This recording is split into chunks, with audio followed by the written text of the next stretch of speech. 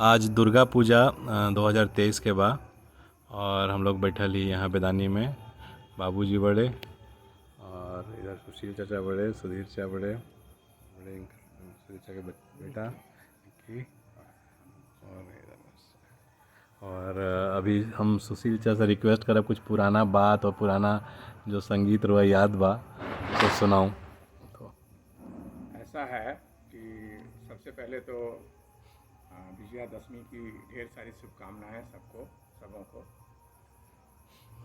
हमारे गांव का इतिहास बहुत गौरवशाली रहा है, क्योंकि हमारे जो पूर्वज थे गौरी राम पांडे, वो मुग़ल के उत्पात से लगभग 16वीं शताब्दी के अंत में जो है यहाँ आए और सर्वथा अकिंचन थे, जिनके पास कुछ नहीं था, यहाँ सिर्फ अपना शरीर लेके आए थे। और आने के बाद जो है यहाँ मनगढ़िया राजा के यहाँ राजपुरोहित के रूप में अपनी विद्वता के बल पर वो कार्य कर रहे थे। तो एक छोटे से ज़मीन का टुकड़ा उनको मिला था और वहाँ जो है उस ज़मीन में जो है वो गन्ने की खेती कर रहे थे और लट्ठा जिसे लाठ कुड़ी से पानी पटाया जाता है, उससे गन्ने की सिंचाई कर रहे थे। जून का महीना था, ठेठ दोपहरी थी और दूर दूर तक कहीं से बारिश का कोई अंदेशा नहीं था, लेकिन अपनी ज्योतिषीय ज्ञान के बल पर उन्होंने गन्ना की। और ठीक उसी समय टरिया का जो अभी तालाब है, 52 बीघा का तालाब, वहाँ के बगीचे में राजा मेदिनी राय, जो पलामू का चेरो राजा था, उसके लड़के की बारात नावा जयपुर में जा रही थी। और वहाँ पहले तो पैदल, हाथी, घोड़ा इत्यादि के माध्यम से बारात कई दिनों में पहुँचती थी अपने गंतव्य तक। तो जहाँ ये गन्ना सींच रहे थे उसके ठीक आसपास उसको पड़ाव को टियाँ बोलते थे और टियाँ पड़ा हुआ था। सारे लोग वहाँ खाना बना रहे थे और लट्ठा चलाते चलाते उनको अपनी ज्योतिषीय ज्ञान के आधार पर यह आभास हुआ कि यहाँ ठीक 1 घंटे में वज्रपात होने वाला है। और उन्होंने राजा से जाके कहा कि राजा, यहाँ से आप अपनी छावनी हटा लीजिए, क्योंकि यहाँ भीषण वज्रपात होगा। राजा तो अवाक हो गया कि ये आधी धोती पहने हुए अधनंगा शरीर का व्यक्ति, आधा ओढ़े हुए आधा पहने हुए, कौन सा ला के खड़ा हो गया। 6 फीट से ज़्यादा उनकी लंबाई थी। तो राजा ने कहा कि आप क्या बकवास कर रहे हैं, कैसे हो सकता है, जेठ की दोपहरी में वज्रपात होगा, अभी बारिश होने प्रारंभ हो जाएगी।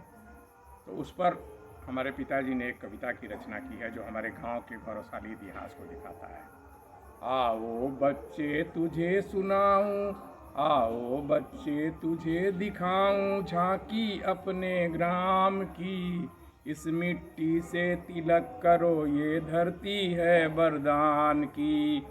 पूरब में रखवाली करती देवी जी का धाम है, दक्षिण में सीमा तरहसी एक निराला ग्राम है।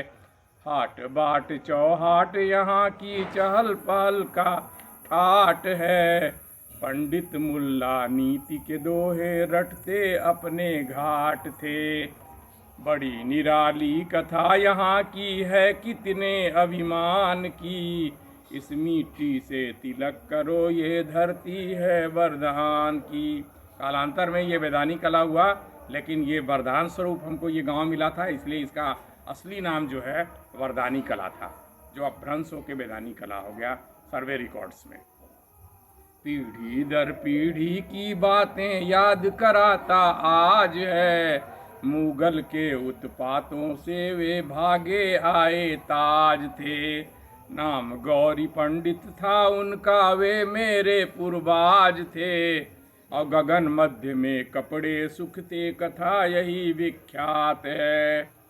उसी ठौर थे सींच रहे गन्ना, मेरे पूर्वाज थे। और गन्ना से संकेत किए जा, खतरा बड़ा दिखात है।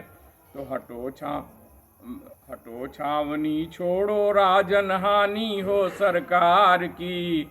इस मिट्टी से तिलक करो, ये धरती है वरदान की। इसके पहले मैं थोड़ा छूट गया है मेमोरी में, दिए छावनी शादी के थे, वे पलामू महाराज थे।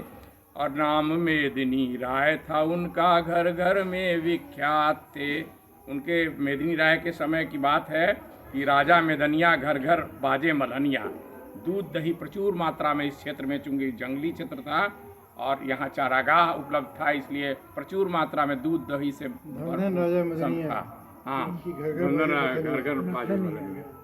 तो उसी ठौर थे सींच रहे गन्ना मेरे पूर्वाज थे, और गन्ना से संकेत किए जा खतरा बड़ा दिखात है। तो हटो छावनी छोड़ो राजन, हानि हो सरकार की, इस मिट्टी से तिलक करो ये धरती है वरदान की। घबरा करके राजन बोले क्या कहते महाराज हो सत्य नहीं तो भरूं खाद में असगुनवर का लाज है।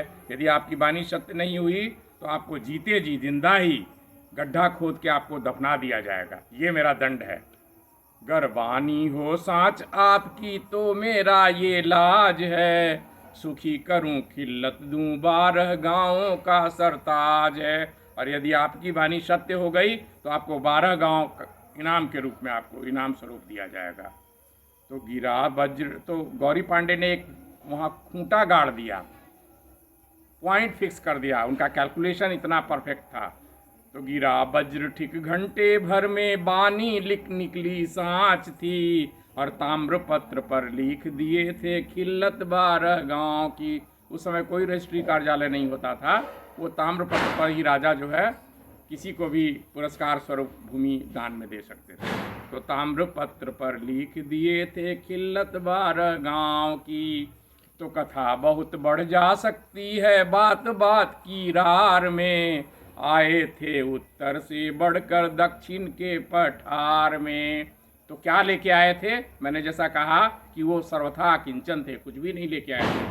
तो सत्य साथ था उनका उनकी झोली की दीवार में, असुर बढ़ा सच्चाई का तो फैला नाम जवार में।